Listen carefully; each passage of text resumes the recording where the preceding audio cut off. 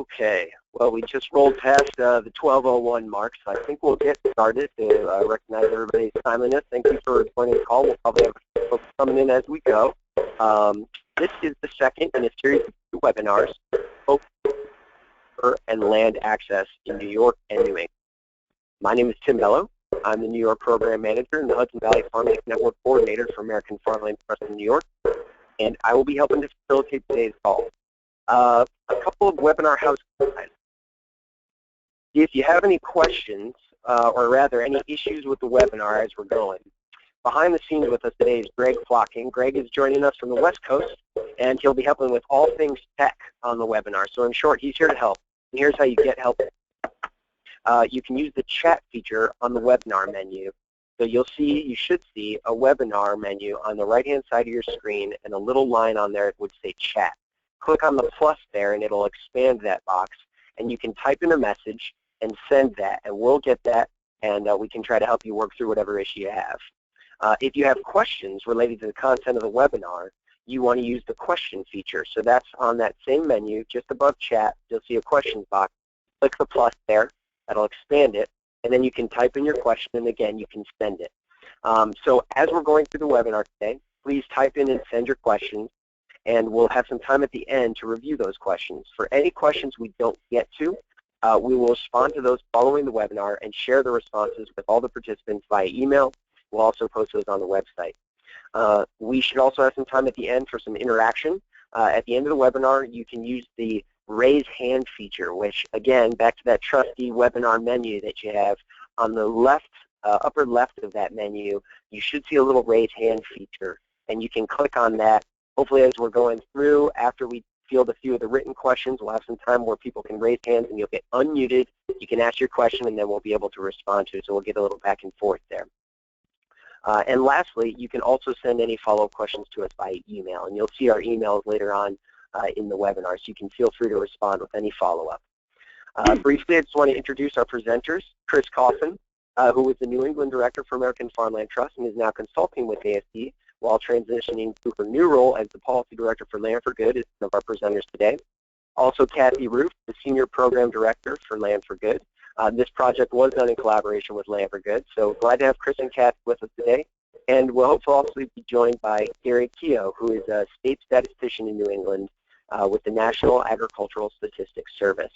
And he's going to help us peer into some of the fine print data of the census. Briefly, just want to also recognize that we did have a lot of help from a 10-person advisory committee, so thank you to everyone on the committee for their insight and guidance. And with that said, I think it's time to get started, so I'm going to turn it over to Chris Coffin. Chris, please take it away. Great. Thank you so much, Tim. So just a little bit, and I'm guessing that most of the people on the webinar today also were on the webinar yesterday where we described the focus of this research project, which was really to learn more about senior farmers, since as we know and as we see here, represent both in New England and New York a significant percent of farmers in the region. So 29% New England, 30% in New York. And in terms of the land that they own, and as we talked about yesterday, the other agricultural assets that they have are pretty significant. So again, this is the acres managed by age classes in the parts of the region. So yesterday we focused on what we learned from our special tabulation from the 2012 census. And we recognized that the census is a blunt instrument. We were trying to find things that would be proxies for learning more about seniors who may not have successors and or may not have succession plans. We can't learn that from the census. It's not possible to do that. We talked a little bit yesterday about the total survey, which provides a little bit more insights about what certain classes of landowners plan to do with their land over the next 5 years. But what we wanted to do with this project was to focus particularly on seniors who identify as not having successors. So we did 5 focus groups in the region. That includes New York and New England. These were, you can see where our 5 focus groups were. These were intentionally small, so recognizing that this is a pretty total small group, less than 50 in all that we ended up speaking with, but with some variation between the groups by state. A lot of what we learned were remarkably similar amongst this group of seniors. So again, they self-identified as being people who did not have successors. We had help in finding these successors with many members of our advisory team who helped to do outreach in each of the states listed to help us find farmers who sort of fit into this demographic. These conversations in the focus groups were professionally facilitated. They were recorded and then transcribed so that we have actually, you know, a whole transcription of the whole conversation. And to help sort of flesh things out, the participants who received a stipend for their time in these sessions were also asked to fill out, I'd say there were probably 3-page questionnaires that got into a little bit about what their particular thinking was, a little bit about, you know, did they have kids, what sort of work had they done to date in thinking about their succession. So we have questionnaires that were filled out as well. Let me stop because I also forgot an important thing before sort of launching into this.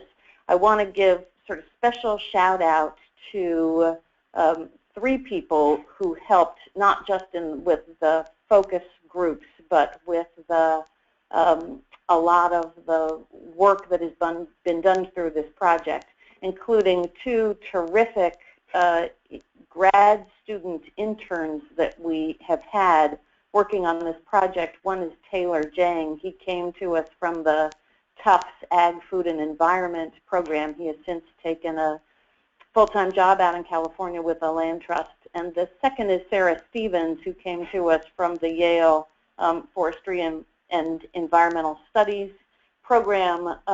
She is still with us, still doing some of this work, and their help has been invaluable. And our facilitator was Dave Chase, who's based out of New Hampshire, and he has been very helpful in doing this work. So let me just walk through a little bit in terms of the type of participants who came to these focus groups. They were all over the map in terms of commodities and acreage. So there was somebody who owned as little as 2 acres to someone who owned 950 acres. This actually was not just, these focus groups were not limited to folks, as I have been taught to say, not senior, but well-seasoned. This ages, we invited folks who were younger than 65, so we actually had someone age 46 and then up to 85. Quite a lot of them had kids, and about half of those with kids said that the kids were somewhat involved or interested in the farm, and that came to be sort of a factor in thinking about the succession, which we'll talk about a little bit later. Again, we had a good range of commodities. There were a lot of commodities. These were the ones that had the most, so dairy, hay, beef, fruit, vegetables. We had Christmas tree growers. There were many folks who did multiple ones of these, many who had very diverse. There were a couple of nursery greenhouse folks, some poultry, some sheep, so other livestock represented as well. And a little more than a quarter of the participants were farming some amount of protected land. So now I'm going to walk through sort of things, the key key insights that we took away from these conversations. And some of these, you will see that some of these are paraphrased for what the participants themselves told us. Some are things that we gleaned from the questionnaires, so that you'll see sort of a mix. So number one, and this was pretty universal of everybody who participated, was that folks wanted to see their land remain in farming. And this are just some. I'll take a minute so that you all can read these, but that you can see folks really, there were a lot of people who wanted to help young farmers, you know, with lots of caveats, but that they saw their future as, in their ideal world and their vision, would be to help bring someone onto the land. And maybe that someone would be a kid, maybe that somebody would be a grandchild. There were a number who thought, well, our kids don't want to be involved, but is there a way to transition something with somebody outside the farm so that the grandkids could have a possibility of taking it over? Some could imagine selling their farm to the right buyer. Some were much less willing to be able to take that step to sell, as you can see from some of these paraphrasing that happened here. And that some, again, the dynamics of whether or not the land and the farm business would stay in the family or not. People came at it from different directions on that. So what, again, was pretty interesting was that seniors, at least in the conversation, so in the abstract, are willing to look outside the family for a business successor. These percentages are from the questionnaires, because we asked, what had you done? Have you taken steps to find a business successor? And again, you can see that there had been about half who had already done some things towards doing that. There were some folks who we had asked questions that were different about, were you trying to find a successor for your business, or are you just trying to lease your land? And you can see there was a little difference in folks who responded. But for those who had kids, there were some who said that it was very important to them that their children feel comfortable with a successor, so that that sort of family dynamic of dealing with an outside successor was important. Another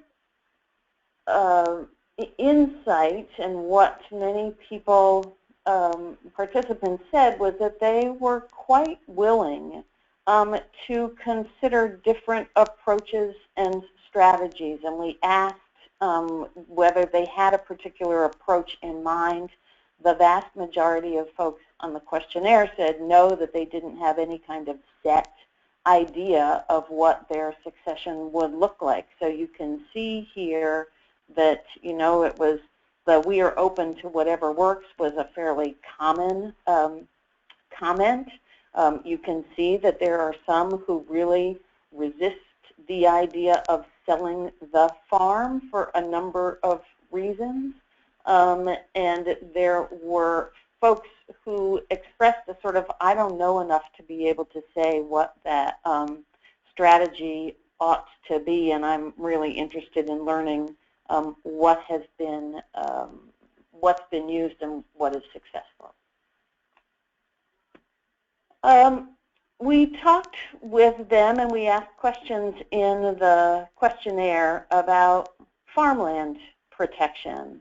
So again, there was about a quarter of the folks involved who were farming protected land. Of the ones who had not protected their land, the significant majority said that it was an important tool in succession strategy, and it was interesting in those states where there are very limited resources for farmland protection, and particularly in Maine and New Hampshire, there were concerns and frustrations from some farmers voiced because they saw the sale of an easement as a way to help finance a succession, and were very concerned that that might not be possible in those two states through state programs that have very little funding at the moment. When we asked, we said if folks were not interested in protecting their land, what was their reason for doing it? These are the answers that we got. You know, from that we just want to keep our options open to eligibility and availability of resources. So to us, that sort of suggested that some of these obstacles are not insurmountable for a few of the folks who didn't see it as an option. One very significant factor, and again, this varied a little bit between states, was seniors seeing the future economic viability for younger farmers as an obstacle. And here again, this is paraphrasing things that were said during a number of the sessions. Folks feeling that while they have been able to make their operation work for them, they don't see that that same operation will necessarily work for the next generation coming in, because when you add into the cost of buying out that senior generation, they just were not all convinced that the economics made sense. This was probably a little more true in southern New England than northern New England, where folks really, I think, felt because of the high cost, particularly of land, that it is that much more challenging to bring somebody into an operation in a way that can work for both generations. So this was seen as a key challenge. You can see we had good conversations, I think, and there were seniors, not surprisingly, because I think this is true of well-seasoned individuals in all arenas, is that there were some who were skeptical about whether the next generation of farmers would ever work as hard as they could. And it wasn't surprising that there was sort of an element of, oh, I don't know that we could get anybody who's going to come in here and work as hard as we have. But that being said, people were still wanting to try and make it work and thinking that it was possible, but also feeling that they needed to be able to bring on an outsider and into the farm enterprise, that they would want to know more about what type of enterprise that was, and to figure out that financial viability piece, and whether that meant that folks were coming in with a separate and viable enterprise, or knew enough about the type of enterprise that the current senior was in that they could easily transition and become knowledgeable enough to be creditworthy in taking over the operation. One of the things that was voiced pretty uniformly by folks in all of the sessions was that it was a little overwhelming for people to think about what the future was and to navigate the process. So amongst those who had begun to look for a successor, some folks had been on land linking websites. The discussion about those were a little bit that it was overwhelming unless you are really going onto those websites and you know what you're looking for, was a couple of comments that had been made on that front. Folks felt that the technical assistance, those who had looked for technical assistance from Extension or land trusts or farm bureaus, farm credit, land access organizations felt that those resources were helpful, and they said that they would continue to look to organizations like that for resources, but that it wasn't quite the same as somebody who would be more of a kind of hand holder and someone to help them navigate the process. So that when we asked particularly about resources that seniors said that they would like to have to help find a successor, you can see these three: technical assistance, and this, I put them in the order of the numbers of folks who were interested in these three types of services. Most important was this technical assistance in identifying a suitable successor. A sort of subset of that is, could there be a formal screening service that would help do that, or financial assistance that would allow a senior without a successor to hire somebody to do that finding for them. So I want to close, and we'll have plenty of time to talk about this. That this was a quote from one of the participants that I just thought was particularly poignant, because she sort of wrapped up, I think, what many people felt in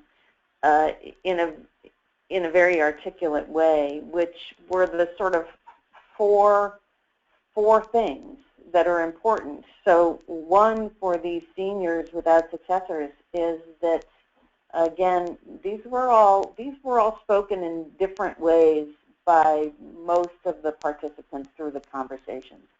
They need enough income to live on, and sort of trying to figure out how to make that possible. What does that look like? The second, they want to be able to step away, maybe not out of it entirely, but to be able to do things that they haven't been able to do before. Three, that they want to keep the business going, not just because they're proud of it, but because they feel that the community is invested in it and supportive of it. And then lastly, that they want to see that the farm stays and the land stays in farming in the future. And as she said at the end, if I could do all these things, I would die a happy person. So that, I think, oops, there was a picture here. So just in sort of thinking, what then are the implications for programming and policies, particularly around seniors and seniors without successors? And albeit we still don't really have a good idea as to how many seniors that are out there farming don't have successors. But for those that don't, this need for technical support to help them explore their options, think through that planning, and help find a suitable non-family member, or to work through the transition with a family member, is important. The importance for many of them of thinking through purchase of conservation easements as a farm transfer strategy that's making it possible for them to get the retirement income in part that they need, and to make the price of the land more affordable for the next generation. The need to showcase examples of where there have been, again, back to this question of economic viability, to show seniors that it is possible to bring either a new enterprise on, or the ways that younger next generation farmers can work with seniors and those strategies that are economically viable.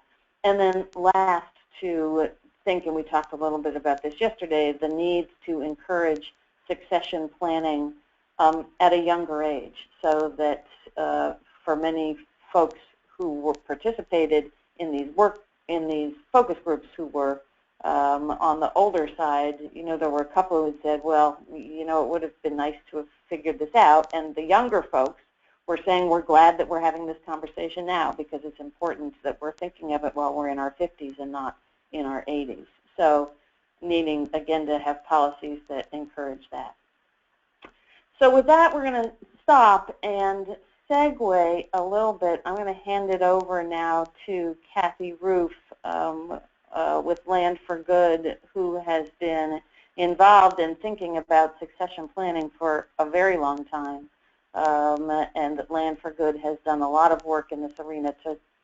For Kathy to talk through a little bit about succession planning and the particular challenges and ways of working with seniors without successors. So, Kathy, all yours. Thanks, Chris. So, pop the next slide, if you would. Okay, I was struck. I've heard Chris's this presentation several times, and I'm struck by several things. Just to start out with, one is on that quote about the 4 things to let me die happy. Those would hold equally true for people who do have identified successors. So the goals are pretty much similar. The strategies and the particular challenges might be a little bit different. So when we're talking particularly about, in this case, farmers without identified successors, I think it's useful to think a little bit more about what we actually mean. And it could be the transfer of the farm business, which I think is what is implied in a lot of these slides.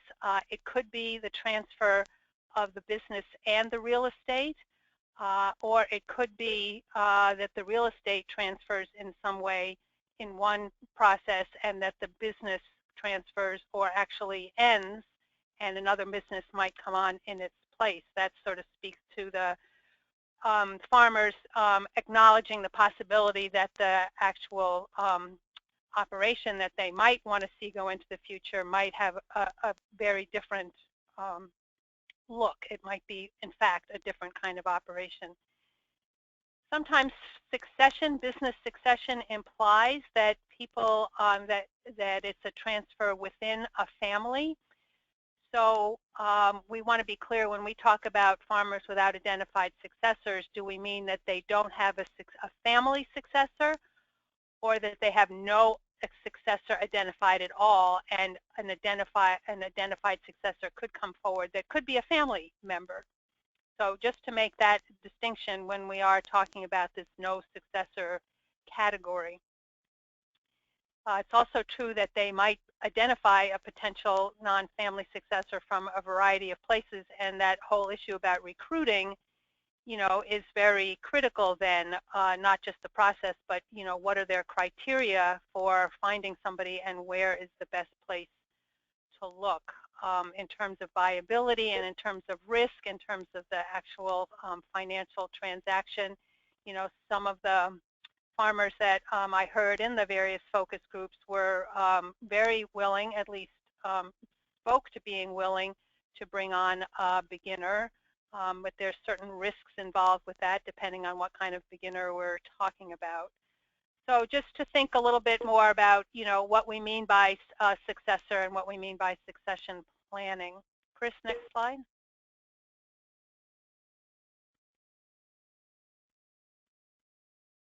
Can you get the, okay. Is that the next slide? Oh, yeah. Yes. Okay, next one, yep. Carrie yesterday asked the question about what are the obstacles for farmers to plan for succession, and certainly those without identified successors do have that as a particular obstacle. It's interesting because I've sat with a lot of transitioning farm families, and sometimes it's really a question of the grass being greener. You know, families that have very fraught family situations that want to make the transfer often wish that they could just make a clean break with somebody that's outside the family. And those without family successors, you know, desire or dream that they would have had somebody in the family. So it's not necessarily that one is, by definition, easier.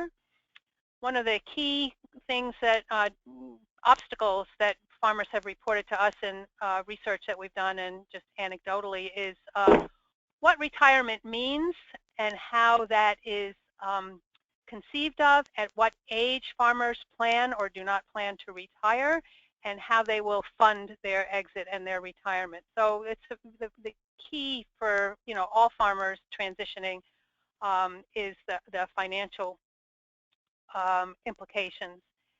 what we call the soft issues, and a lot of succession planning people agree that the soft issues are really the hard issues, is the communication, interpersonal dynamics, whether it's in the family or certainly a key issue if they're bringing on somebody who's outside the family, are really obstacles and not ones that people easily report.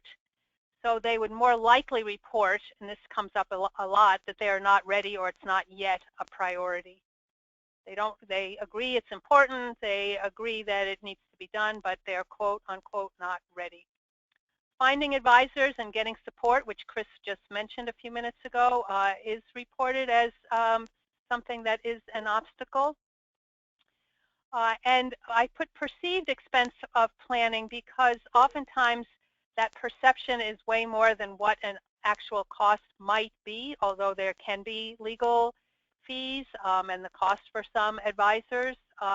But if farmers are explained, you know, in the grand scheme of things, the value of their asset compared to the cost of doing some of this planning to protect the asset, it doesn't come out to be much.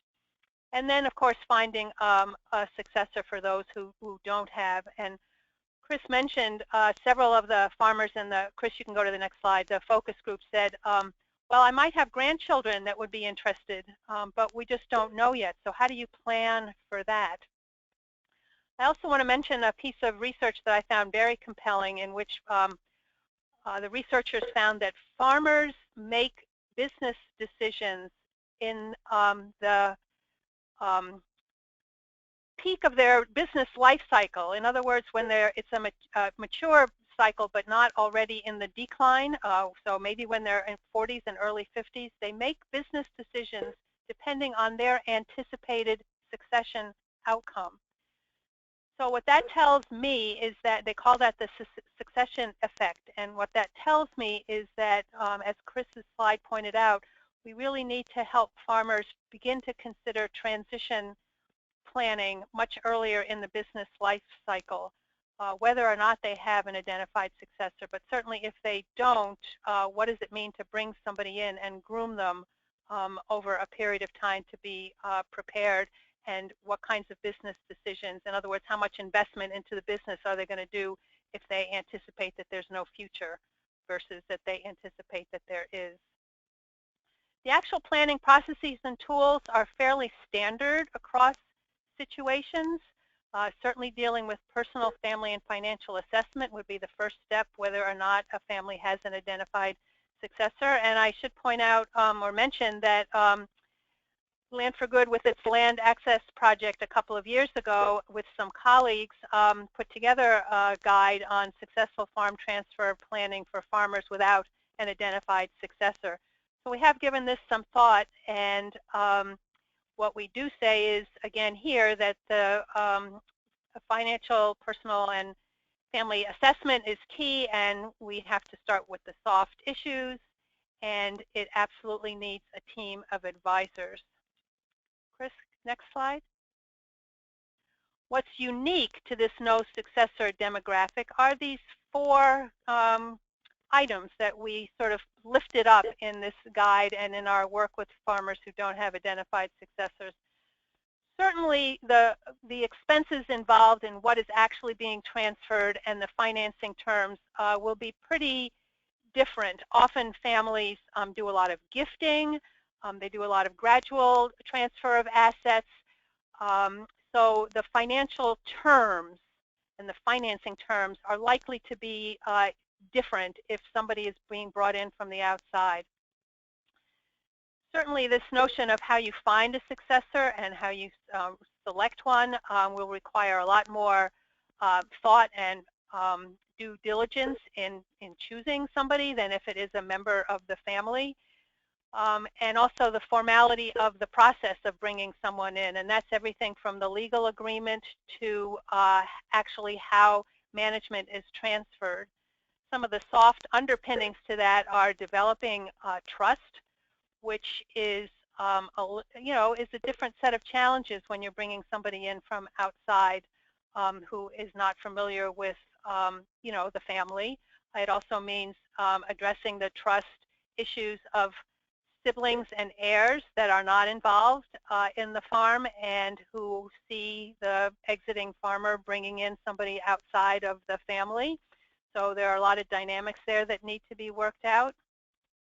And also the timing of the transfer. Oftentimes a gradual transfer is best, but again, this is somebody who has not had a lifetime on the farm. So how does the knowledge and expertise get passed along to take on that business, and how do the legal instruments reflect the timing, which could be, in fact, a precipitous transfer rather than something that has actually happened over a generation or so. So next slide. I can't remember if that's it. Okay, bringing on the successor. Recruiting and selecting. Obviously, the farmers in our focus groups thought that was a pretty big challenge and a desperate need for assistance in that regard. Lining up the legal and financial agreements. The instruments are likely to be similar, but the dynamics can be completely different. And what it means to build that relationship. And is there a way in which that can be phased? And how do you build that kind of trust? And is there a trial period, and how do you establish the benchmarks and monitor progress for that transition? That's, of course, if we're talking about sort of a work-in, sort of gradual transfer. I mean, there are succession or transition plans that are much more turnkey, especially if we're talking about the sale of land or a business. So again, different strategies depending on the goals of the family and the profile of the business. I think that's it, Chris. Is that my last one? Yes, that is. So we are, thank you so much. And we're turning it back to Tim at this point in time, I think, to introduce Gary, maybe? Yeah, if Gary is here, there were a few questions yesterday regarding farm typology that we were thinking we might try to get to. So, Gary, in a moment, if you could briefly speak about that today, and then we'll also send some further information to everyone on the call when we provide that follow-up. So, Gary, if you're here, go ahead and get started, and once you're finished, I think we'll move into some of the Q&A. We do have a few questions here, and so after this, we'll move into that section. Gary, it may be that you need to enter your audio pin right now, which you should see on probably in the menu area there on your screen. So if you could get that entered in. In the meantime, while we're waiting for Gary to do that, let me go ahead and just ask a quick question that came through a little bit ago. It was regarding the indication that some senior farmers had made that they would be interested in a screening service to help them identify a buyer or a potential leasee, someone to work with from off the farm, out of the family. Did they identify any specific aspects of the screening that would be helpful? That's a great question. The answer is no, but it was mostly because we didn't give them an opportunity to do that. That was just listed in a kind of menu of things that we asked how interested would they be in some of these things. So there were just a number of people who said that yes, they would be interested in such service, but we didn't really talk about it during the focus group at all. Okay. Kathy, is that anything that came up in some of your research with Land for Good or otherwise? What kinds of screening? Yeah, it was in regards to the kinds of services that a senior farmer might be interested in helping to select and identify appropriate candidates to work with. Yeah, I'm not, I'm sort of drawing a blank on how to answer that. I think that when we recruit a farmer for a landowner or a transitioning farmer, there's there's so many steps involved. I think it really, I mean, my quick and dirty answer would be it really, you have to start with what the farm family is looking for and make sure they've articulated all the goals and the criteria, and then yeah, I don't know how better to answer that. I'm not sure if it's a screening. I mean, we'll have fantasies about, just go out there and line everybody up and then screen them. I'm not sure what the best design for that is. If there are other people on the call that have thoughts about that, is there a way that we can get people to weigh in or chat? I'm not seeing the questions. Yeah, if folks have any thoughts on that, you could also use your question feature, and I could kind of iterate what you say. Or if you want to use your raised hand feature, then you could try to do that, and then we can try to bring you in to either make a question or a comment. So if as that comes up, we can certainly cycle back to that one. There have been a couple of other questions, so I think we'll move back really quickly to one of those questions. There's another one here. So for folks that have tools and programs that can help with succession, as well as some motivation to put those tools into service, what are some of the strategies for identifying and reaching out to farmers that need them? So how to best access this community with services that they're looking for? Kathy, do you want to take a stab at that? That's the gold question, right? The gold star question. It's a difficult audience to connect with. I mean, farmers do go to estate planning workshops.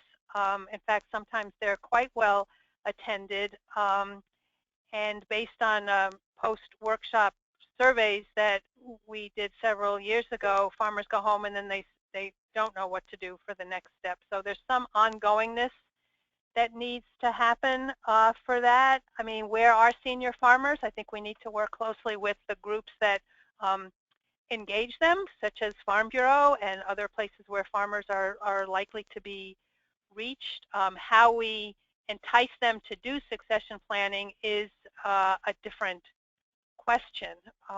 You know, are there policy incentives? Some of you know that the new rules around the agricultural conservation easement program, which Chris can speak to better, you know, require some evidence of long-term viability, including farm succession plan as one example of that. So if we can dangle some carrots out there for farmers,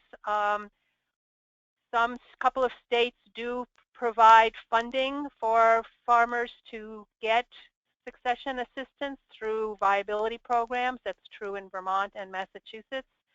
So I think there are some opportunities, and both programmatically and policy-wise, to bring more farmers into planning, but I think we've got a lot further to go. Great. And Chris, did you want to add anything to that? No, I really don't have any. I think Kathy captured it very well, that, you know, there are some ways, but this is something that the community of folks very interested in working with this segment of farmers. It's something that we're all, you know, it's a moving target, and we're trying to all figure it out collectively as we go along. I think just to add on, for the purposes of this webinar, which is the focus on farmers without identified successors, that's a different kind of message, perhaps, because I think that they might be more, or maybe despairing is too strong of a word, but, you know, less likely to think that there's a possibility versus, well, we've got the next generation in place, we just need to sit down with a lawyer to figure out the instruments. Sort of different kinds of messaging, or perhaps. So that's something that all of us would, you know, be good to think about. That's a good point. I will add one other thing, because this was something that I was struck by having sat in most of the focus groups, is that, you know, when we were designing the focus groups, we were a little worried about whether folks would come, because we were just saying these were a conversation. We were not saying we're going to give you resources. I mean, we were giving them a monetary stipend, but in terms of, we were not talking and offering technical assistance or resources. We were just inviting people to participate in a conversation.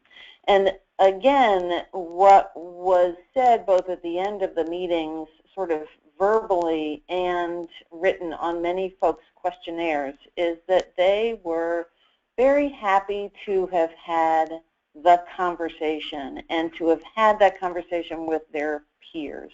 So in thinking about sort of going forward, I know that we have been thinking, how do you continue to encourage those kinds of conversations to happen? And I know, Kathy, you didn't mention it, but through the next iteration of the Land Access Project, that's something that's being envisioned on the succession front. But that really people seemed to be genuinely grateful to have an opportunity to just talk about it and brainstorm with their peers.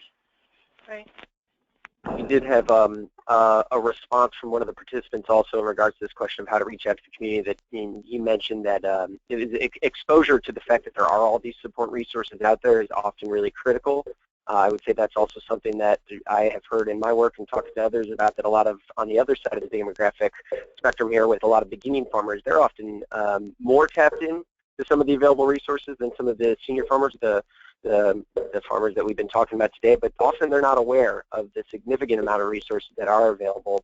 And I would add from the focus group that I was able to attend, there is also often a disconnect for this older demographic with some of the technological services that are available. A lot of documents are online, a lot of services are online with farm linking and other things like that, and so helping bridge some of the technological gap if somebody isn't savvy with that, and providing some one-on-one and kind of consistent support came up as something that I think could help. But with that said, I also want to try to cycle back right now to Gary Keogh, who I believe is on the line with us right now, so we're going to give it another shot to briefly go over some of the previous question. Gary, thanks a lot for joining. Go ahead. Okay, can you hear me now? Yeah. You can. You sound okay, good.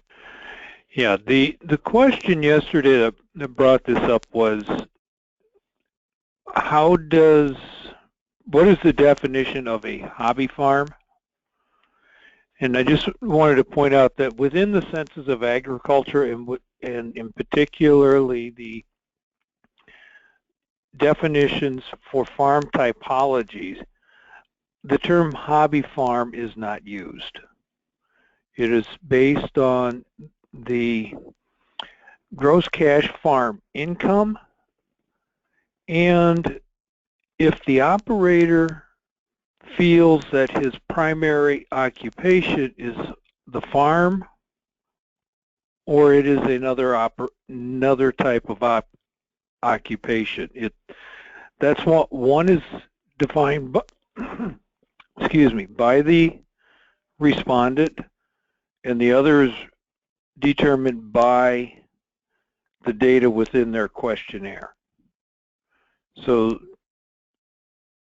you can see from the slide, small family farms, less than 350,000 in sales, and in the census, that information is broken out into two separate categories. Retirement farms, those are defined as small farms where the operator reported that they are retired, though they continue to farm.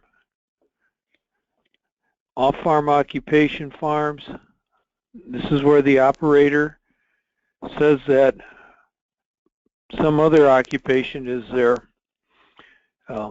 main occupation. So this could be somewhere where the notion of a hobby farm could be counted.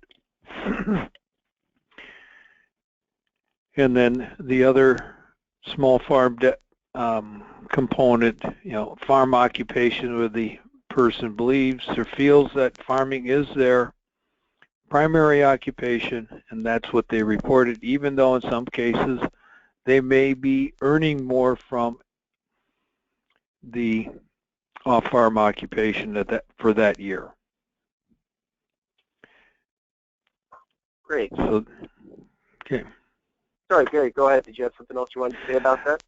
No, that was pretty much it. The rest of the definitions there are based strictly on the data that they report, that the gross cash farm income, which is all based on values within the census questionnaire.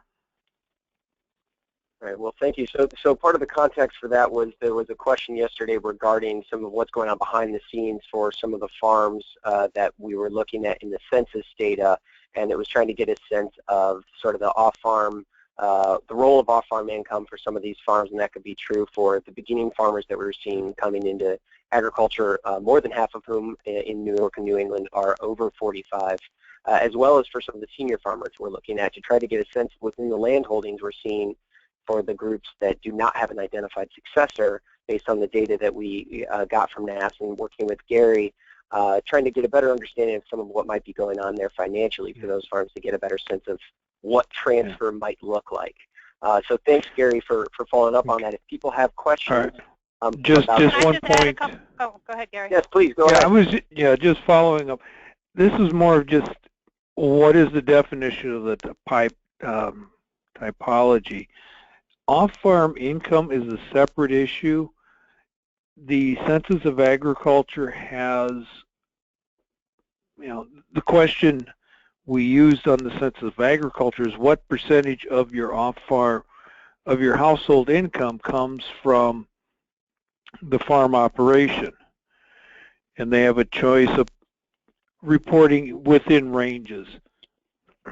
In general, across all farms in the Northeast, almost 96% of all farms have off-farm income. To break it down by age and by occupation can be done. It was just something that it's not something that couldn't be done overnight for this presentation as a follow-up, but that type of information is available. Right, and thank you for that important clarification. And some of this will be followed up on in some of the FAQs that we'll send out. You can also reach out to Gary directly either today on this webinar or via the contacts we'll provide. And Kathy, you had something you wanted to add there? Yeah, just super quickly, I don't know if you can go back to the typology slide. Yeah. So as Gary pointed out, small family farms, if this were bulleted, there would be an indent there because there are several types of small farms. The retirement, the off-farm occupation, and then the primary occupation are low sales and moderate sales. Those are all defined as small family farms. And then it gets into the next category, which is the mid-sized family farms. Gary, I was really pleased to see that the words residential and lifestyle farms were eliminated because I think that got to be confusing with the hobby farm notion, and that when you look at the small farm sector, it comes out to be about 91% of farms in the U.S. Is that correct? That's what it looked like from the ERS. So that's a lot of farms. I just want to say one more thing to the person who asked about the hobby farm question yesterday. The IRS has a different way of tackling hobby farms, and I can send whoever that was a link if you email me. There are particular definitions that have to do with commercial intent and 9 categories or 9 criteria, guidelines that they factor into whether something counts as a hobby farm or one of those other small farm activities. And I just want to say for a point of humor that the 9th criterion for whether something is a hobby farm or not is the producer having fun?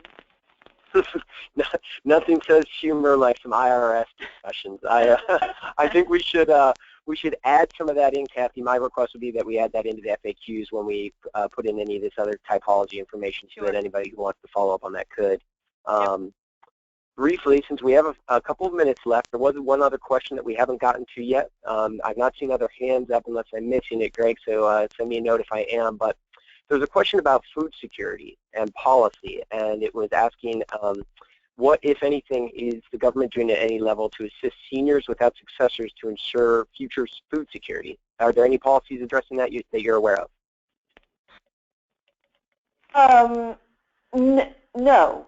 So no is the shortest answer, but let me elaborate. Number one, again, in terms of the group of seniors who do not have successors or succession plans is, somewhat amorphous. We don't know, and there are seniors are all along the spectrum in terms of knowing their succession plans to really not having much of any idea. In terms of policies, though, and we have in New England have been working, American Farmland Trust and Land for Good, along with Conservation Law Foundation on a land access policy project where we have been looking at policies that in part could help think and encourage and support farmers planning for succession. And they're all kinds, and I don't know if Jerry Cosgrove is still on the line, but the policies that are or could be more supportive go from anything around a number of different tax policies, and particularly estate taxes are one of them. Thinking about capital gains is another one. And a couple that Kathy had mentioned in some New England states, through their farm viability programs, there are opportunities. Some of that business planning helps think through succession strategies, and there are resources made available to help farmers do that. To, again, the sort of carrot that Kathy mentioned for folks selling easements through now the federal ag land easement program, with the requirement that that they think or do some amount of succession planning. So those are just a few of the policies that are out there. I don't know if anybody else wants to add others, but I think part of this project has been to help think through, okay, what additional policies, based on what we've learned from this project, what are the other things? What is it? What other type of, how could we make tweaks or changes to current government policies that could be more helpful in this respect? I don't know, Kathy or Tim, you have anything to add? I would just add, for folks who are on the line, since we're getting pretty close to wrapping it up, if you have some thoughts about this or have seen some good examples or want to make a comment on that, please send that to us, and that's something that we could also wrap into feeding back to the rest of the group. Kathy, did you have anything there? Just at the federal level, the USDA Beginning Farmer and Rancher Advisory Committee was charged to form a subcommittee on land tenure, and they put together a whole bunch of recommendations on land access and transfer. And I think those on the call who are really interested in this topic and particularly the policy angles might want to track that as we go into the next Farm Bill and whatever other rule-making opportunities there are. So, the good news is that this is a lot more on the radar screen, and I think it's great that all these folks were on yesterday's and today's webinar. I think that says that we have a lot of opportunity to make some progress in that area. Great. Kathy, thank you. Chris and Gary, thank you. Greg, thanks for all your behind-the-scene works. I'm just going to mention real quick before we wrap it up that there was another nugget to add into the patchwork of farm typology. Christy Marshall's with us from FSA and indicated that the USDA also has some different definitions on that aren't necessarily consistent with theirs, and so, or that rather that other USDA agencies define farm size differently. And so we can maybe add something in about all of that so that we can get further clarification of these muddy waters in the FAQs. Regarding those, We will be following up with participants via email. You'll get a webinar. We'll send out some slides and FAQs. We'll also have that on the website in the future. I want to say thank you also to everyone for joining us. We hope you found these webinars and the information presented useful and interesting. And as a final wrap-up, thank you very much and happy holiday to everyone. And thank you again.